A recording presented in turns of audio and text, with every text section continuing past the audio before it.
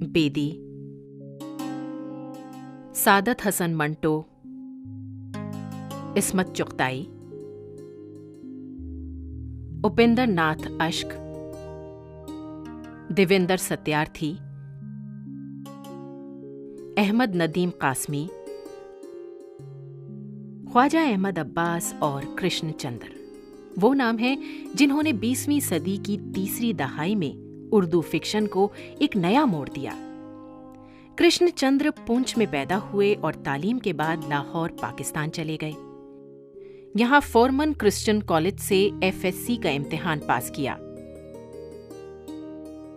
फिर तकसीम मुल्क के बाद दिल्ली आ गए। यहां ऑल इंडिया रेडियो में मुलाजमत की। कुछ दिनों बाद उनका तबादला ऑल इंडिया रेडियो लखनऊ हो गया, जहां उन्हें एक फिल्म की ऑफर मिली और उन्होंने पूना के लिए रख्ते सफर बांधा और शबाब प्रोडक्शन में काम करने लगे। यहां उन्होंने मन की जीत की कहानी और मकालमे लिखे। फिर पूना से वो बंबई चले गए। यहां उन्होंने 2 फिल्में बनाई जो फ्लॉप रहीं। नेज उन्होंने दूसरी फिल्मों में कहानी भी लिखी और मकालमे भी। कृष्णचंद्र अपने जमाने के एक मारूफ फिक्शन निगार और फिल्मकार थे।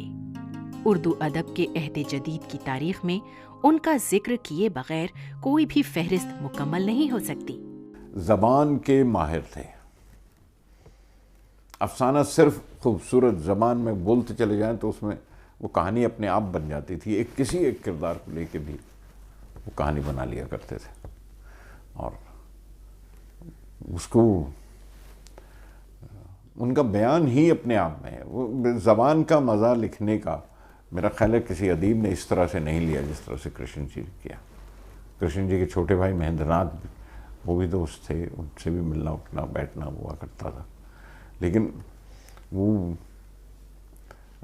कहानी उस तरह से बयान और नहीं करते थे, कोई भी किसी ने नहीं की।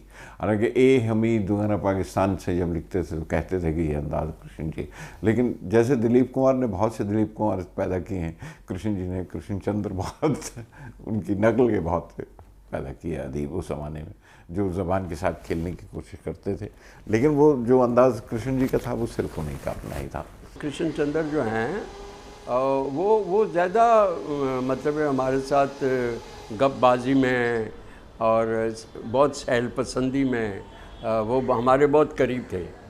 एक तो ये कारण था कि गुलजार जो था उन दिनों में 4 बंगले में रहता था और वो कृष्ण जी का जो घर था उसके पिछवाड़े में कृष्ण जी जब बाथरूम में जाते थे तो उसके दरवाजे से होके जाते थे और कृष्ण जी को मिलना, कृष्ण जी के साथ बस में ट्रैवल करना। फिर कृष्ण जी महेंद्र नाथ उनके छोटे भाई थे, उनके यहाँ आते थे, तो हमारा यही रहता था, हमेशा यही रहता था कृष्ण जी अब क्या कर रहे हैं। क्योंकि कृष्ण जी की कहानी जब छपती थी तो हम भागते थे, हम कोशिश करते थे कि उसी दिन वो कहानी हमारे पास आए और हम वो कहानी पढ़े। और वो खूब लिखते थे और रोमांटिसिज्म उनके अंदर बहुत बेमिसाल भरी हुई थी और कम्युनिकेशन भी बहुत इजी थी हमारी उनके साथ। तो हमने एक दिन उनसे पूछा कि कृष्ण जी आप एज़ यूजुअल हमारे लिए तो खुदा हैं, वो क्या करते हैं, क्या सोचते हैं। ये बात समझने की है कि हम अपने अदीब को खुदा मानते थे, जो आज के ज़माने में लोगों को नाम नहीं मालूम है। अगर आप किसी के पास जाइए, सागर सर्दी नाम लीजिए तो बोले क्या करते हो। उस वक्त ये नहीं था। उस वक्त जो थे कृष्ण चंद्र अगर है, बेदी साहब हैं, ख्वाजा अहमद अब्बास हैं, सरदार जाफरी हैं, कैफी आज़मी हैं, आम नाम लीजिए खड़े हो जाएंगे लोग। तो ये जो फ़र्क आ गया कल्चर में, आज के कल्चर में। तो एक दिन हम लोग बैठे थे तो अमली सामने बैठे हुए हैं, बात करना भी डर डर के, कृष्ण जी क्या कर रहे हैं आप। तो उन्होंने बताया कि वो एक ड्रामा लिख रहे हैं, एक्सपेरिमेंट कर रहे हैं और उस ड्रामे का नाम था दरवाज़े खोल दो। वो ड्रामा बाद में ख्वाजा अहमद अब्बास ने डायरेक्ट किया और हमने वो प्ले देखा। कहानी उनकी तकरीबन हर कहानी पढ़ी है। मैं जैसे आखिरी बस उनकी एक कहानी है, आखिरी बस कहानी कि आखिरी बस चलती थी 10 बजे अंधेरी स्टेशन से, और वहाँ से चल के 4 बंगले तक हम लोग बस में आया करते थे, क्योंकि वो छूट जाए तो बड़ा सुनसान और डरावना रास्ता है यहाँ से, अगर पैदल चलना पड़ेगा और काफ़ी दूर है। आखिरी बस में पहुँचते पहुँचते वो ट्रेन का सिलसिला के पहुँचिए, वक्त पे पहुँचिए, नहीं तो वो बस नहीं मिस होनी चाहिए, और वो मिस हो जाती थी। और कई दफ़ा ये कि उस वक्त इस तरह से जिस तरह ठुसे रहते हैं खड़े हुए लोग, वो खड़े होने की इजाज़त नहीं होती थी। तो और वो एक औरत आती है, इनमें देर हो गई है वो, और खड़े होने की इजाज़त नहीं दे रहा कंडक्टर, और एक आदमी, कोई नहीं, सारे आराम से बैठे हुए, कोई नहीं ले नहीं रहा। एक आदमी लंगड़ाता हुआ जो था, वो मजदूर था, उसको देखा था कई बार, वो उतर गया, उसने उनको जगह दे दी, मोहतरमा को, भाई आप बैठिए मैं जाता हूँ, बस चली गई। इस आदमी को भी हमने देखा हुआ था, और ये वाक़यात भी रोज़ देखते थे, लेकिन कहानी कृष्ण जी ने लिखी। हम सब देखते ही रहते थे, लेकिन उसको कहानी बना लेना और कहानी कह देना, कहाँ से ढूंढ लेते थे, उठा लेते थे, कहीं से भी उठा लेते थे और कहानी बना लेते थे। महालक्ष्मी पुल से गुजरते हुए टंगी हुई साड़ियाँ, धोबी घाट था पीछे, हम सब ने देखी है, इस तरफ सामने रेस कोर्स है, हम सब ने देखा है, लेकिन वहाँ पे कोई कहानी रखी है इसका पता कृष्णचंद्र, उनको पता नहीं कैसे मालूम था कि वहाँ कहानियाँ रखी हैं, वो उठा लिया करते थे। हमें तो नहीं समझ आती थी, मतलब हम थे भी कुछ नहीं, लेकिन सोचते हैं आज कि उन्हें कैसे मिल जाया करती थी वहाँ कहानी, किस नज़र से देखते थे, ये कृष्णचंद्र थे। हमने जो कुछ सीखा है, मैं समझता हूँ सबसे ज़्यादा कृष्ण जी बहुत आसान थे। कृष्ण जी के कहानियों में रोमांटिसिज्म था, कृष्ण जी की लैंग्वेज जो थी वो शायरी की तरह थी। उनकी जो इंस्पिरेशन थी, हमको एडाप्ट करना, समझना, थोड़ा सा कॉपी करना, थोड़ा उस लबो लहजे में लिखना, वो आसान था। उन्होंने अपनी तहरीरों में हकीकत निगारी के रुझान को तक़वियत दी और उर्दू अदब की अफसानवी तारीख को इम्तियाज़ बख्शा। कृष्णचंद्र एक बिस्यार नवीस तख्लीक़कार थे। उनके लिखने की रफ्तार कभी कम न हुई। उन्होंने मुसलसल लिखा, अफसाने, नॉवेल, ड्रामे, मकालमे, मंजरनामे लिखे, तो बच्चों के लिए कहानियां और नॉवेल भी लिखे। उन्होंने तकरीबन 5000 से ज्यादा अफसाने लिखे, जो 22 मजमुओं की शक्ल में शाया हो चुके हैं।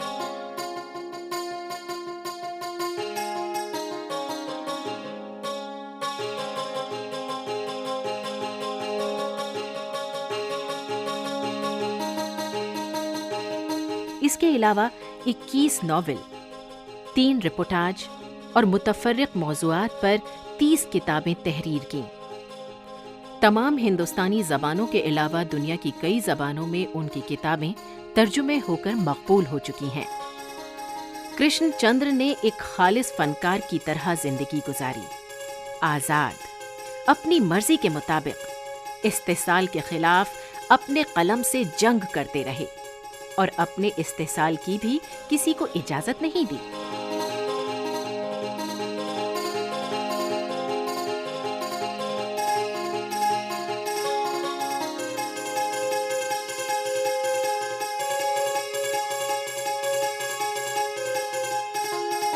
उन्होंने खुद को किसी मखसूस मजहब, फिरके या सियासी जमात से वाबस्ता नहीं रखा।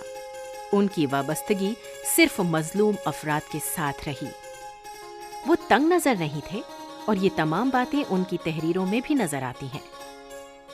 कृष्ण जी के साथ बहुत अच्छा वक्त गुजरा और कोई भी होता तो उनके साथ अच्छा ही वक्त गुजरता, इसलिए कि वो एक बहुत ही अजीब तरह की शख्सियत थे कि वो बहुत जल्दी सबसे घुल मिल जाते थे और वो तो राह चलते आदमियों से भी इस तरह बात करते थे जैसे बहुत दिनों से उनकी कोई मुलाकात हो, बल्कि राह चलते लोगों से तो वो ज़्यादा अच्छी तरह से घुल मिल जाते थे। और मेरी तो उनसे जान पहचान उनकी कहानियों के ज़रिए हुई। अन्नदाता तो पहली कहानी जो मैंने पढ़ी वो एक तरह की कहानी भी थी, रिपोर्टाज था, तवील अफसाना भी आप उसे कह सकते हैं। उसने मुझे, उससे पहले प्रेमचंद की कहानी पढ़ी थी, लेकिन उसने तो ऐसा मालूम हुआ कि मेरे दिल और दिमाग के दरीचे खोल दिए, और मेरी समझ में नहीं आता था कि इतनी सारी बातें किस तरह से एक इंसान जो ख़ुद वहाँ पे मौजूद नहीं है, लेकिन वो उन तमाम मुसीबत ज़दा लोगों के लिए इस कदर अंदर तक जाके और इस तरह से उनकी, एक तरह से उनकी नुमाइंदगी कर रहा है। और ये तो मुझे बहुत बाद में मालूम हुआ कि जिस तरह से शायर जब कुछ महसूस करता है और अगर उसका वो एहसास जो महसूस करता है उसकी शायरी में आ जाता है, उसी वक्त उस शायरी में जान पड़ती है। तो यह कहानी के लिए भी बहुत ज़रूरी है, मुसव्विर के लिए भी ज़रूरी है। लेकिन कृष्ण जी तो अपनी कहानियों के ज़रिए हम सब तक, जिन्होंने उन्हें पढ़ा है, पहले अपनी मुलाकात से पहले अपनी कहानियों के ज़रिए वो अपने तमाम क़ारीन से बहुत ज़्यादा ख़ुद भी मुतारिफ़ हो चुके थे और उनके क़ारीन भी उनसे तारुफ उनका भी हो चुका था।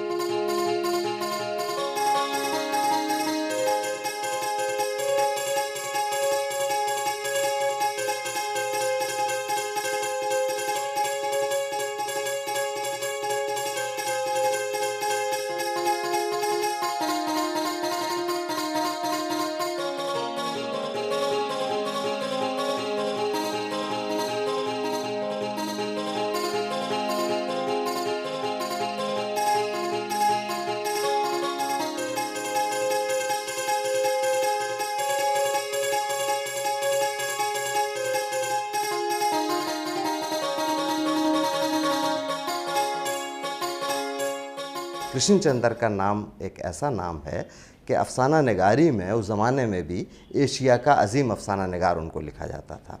उसके बाद चूँकि उस ज़माने में दूसरी कोई रोज़ी रोटी का ज़रिया नहीं था और अदब ही उनके लिए रोज़ी रोटी का ज़रिया भी था, तो कुछ कंप्रोमाइज़ भी किए उन्होंने और बहुत सारे नावल ऐसे लिखे जिनका अदबी मयार वो नहीं था जो उनके अफ़सानों का, या ख़ुद जो अंदर से अर्ज होती है उस तरह के अफ़सानों का जो मयार था वो नहीं रहा। अगर इंतखाब किया जाए, और इंतखाब हुआ भी है, तो उनके ऐसे अफ़साने हैं जिनमें हैत के, टेक्निक के और मौज़ूआत के बेपनाह तजर्बे हुए हैं। उनके यहाँ वसअत बहुत थी, उन्होंने बहुत वसी मौजू को अपनाया और उनके यहाँ तनव्वु बहुत था मौज़ूआत का, तरह तरह के मौज़ूआत पर उन्होंने लिखा।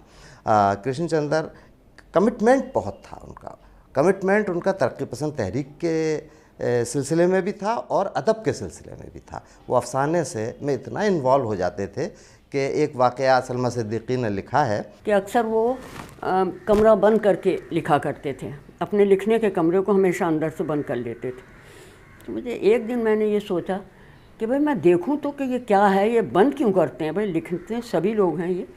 तो मैंने एक खिड़की में से रोशनदान की मैंने देखना शुरू किया, कृष्ण जी लिख रहे थे और लिखते लिखते एक उनके चेहरे पे गुस्सा पहले और फिर एक बहुत ही एक ज़ालिमाना कैफियत उनके चेहरे पे नज़र आई। तो मैं हैरान रह गई क्योंकि मैंने कृष्ण जी को इस मूड में कभी नहीं देखा था। मैं कहा ये है क्या, मैं घबरा के वापस आ गई। थोड़ी देर के बाद वो निकले, खाने की मेज़ पे आए, हम लोगों ने खाना शुरू किया। वो फिर वैसे ही पहले की तरह, वैसे ही खुशमिजाज, वैसे ही मुतमईन नज़र आए, वैसे ही खाने में दिलचस्पी ली उन्होंने। तो मैंने कहा ये है क्या किस्सा, तो मैंने वो कहानी जाके पढ़ी। तो वो कहानी कृष्ण जी की एक बहुत मशहूर कहानी है, आधे घंटे का खुदा। वो कहानी थी, उसमें कहानी ये है कि एक एक हिंदुस्तानी सिपाही है जो कि वहाँ की कश्मीर जाता है, वहाँ पे उसको एक कश्मीरी लड़की से उसकी दोस्ती हो जाती है और वो वहाँ पे होता है। लेकिन जब उसे ये मालूम होता है कि वो लड़की जो है वो जासूस है, वो पाकिस्तान की भेजी हुई लड़की है, तो वो उस लड़की को उसी वक्त उसको ख़त्म कर देता है। तो उस वक्त मुझे लगा कि ये जो गुस्सा, नफ़रत, इंतकाम जो कुछ चेहरे पे था वो कृष्णचंद्र का नहीं था, वो उस हिंदुस्तानी का था जिसने एक पाकिस्तानी या दुश्मन जासूस को कत्ल किए करते वक्त उसके चेहरे पे था। उसके बाद से मैंने फिर कृष्ण जी को कभी उनको लिखते वक्त नहीं देखा, ख़ास तौर से उस वक्त जब वो एक गधे की आत्मकथा लिख रहे थे। मैंने सोचा भाई अगर इंसान को, किसी राइटर को ख़ुद वो बन जाना पड़ता है अपना मौजू, तो फिर मैं क्यों देखूं। तो इससे ही पता चलता है कि उनकी तख्लीकी क़ुव्वत जो थी वो एक तो बेपनाह थी और कमिटमेंट बहुत था और इन्वॉल्वमेंट बहुत था।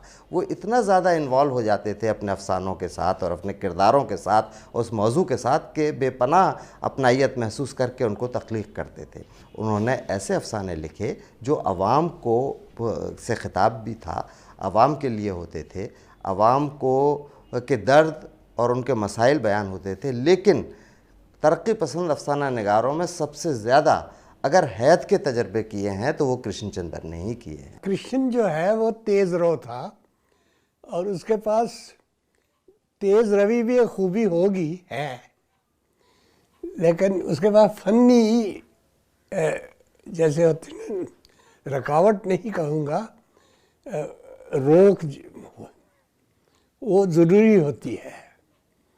अब टॉल्स्टॉय की कहानी को आप ऐसे पढ़े ना तो कहीं भी ऐसे लगता है कि रगड़ नहीं पैदा हुई, अपने आप कहानी स्मूथली चली जाती है। तो ये खूबी है ना, बहुत बड़ी खूबी है, लेकिन ये फितरी लगनी चाहिए। अगर आप बहुत कोशिश करें, अब जहाँ जहाँ आपके बेदी, अब उसकी आदत पड़ गई थी और मेरा ख्याल है कि वो कभी कभी अपनी इस आदत से चिढ़ जाते होंगे, जहाँ के उनको फ़ायदा हो रहा है उनको उससे, यानी जो कृष्णचंद्र के पास वो रुकावट नहीं थी तो बहुत से फ़नी तौर पर नक्स पैदा होने शुरू हो गए जो वेदी के पास है ही नहीं या बहुत कम है। लेकिन उसका फ़ायदा कृष्णचंद्र को ये हुआ कि कृष्ण में एक तेज़ी आ गई और इनके यहाँ रुकावट जो थी, और उस रुकावट का पैदा ये हुआ, फ़ायदा ये हुआ कि उनका फ़न बेहतर हो गया। यानी फ़न ये नहीं है कि आदमी तेज़ तेज़ तेज़ तेज़ बोलते बोलते बहुत बड़ी बातें करता चला जाए, फितरी तौर पर आ जाता है कभी कभी कि तेज़ी थी, तुंदी थी, लेकिन किसी जगह आपको रोक ले ना, आप तेज़ तेज़ पढ़ते जाते थे और पढ़ते पढ़ते भूलते जाते थे, उसका अच्छा लगता था। तेज़ रवि है उसकी और अमूमियत है और पॉपुलर सबसे ज़्यादा उस वक्त हुआ, लेकिन उसकी ढेरी भी और ढह भी जल्दी सबसे गया, कोई नहीं जिक्र नहीं होता उसका। और ऐसा नहीं है कि उसके साथ बेजा या कोई बेइंसाफ़ी कर रहे हैं, बेजा तरीके से नहीं, एक फितरी तरीके से नहीं आता। और एक रुकावट की ज़रूरत थी उस वक्त फ़नकारों में। ये जो हमारे हकीम, मौलाना, मुर्शद, ये जिस तरीके से कहानी में हकायत डाल रहे थे और तजीहें डाल रहे थे, नेकी की खूबियाँ गुनवाते थे, जिस तरह ये करो वो ना करो, ये ऐसा था। राशिद खैरी का जो ज़रिया था वो ज़रा पहले भी था, लेकिन वो कहानी उस तरह नहीं होती कि ये जहाँ ये मामला आता है ना, अच्छा बुरे से बेहतर है। और सबसे पहला नावल उनका जो है शिकस्त, शिकस्त में कृष्ण जी अपने पूरे, यानी वो पहला नावल है उनका, और मैं मुझसे अगर आज भी कोई पूछे कि उनका बेस्ट बेहतरीन काबिल कदर नावल कौन है, तो मैं आज भी ये कहूँगी कि शिकस्त।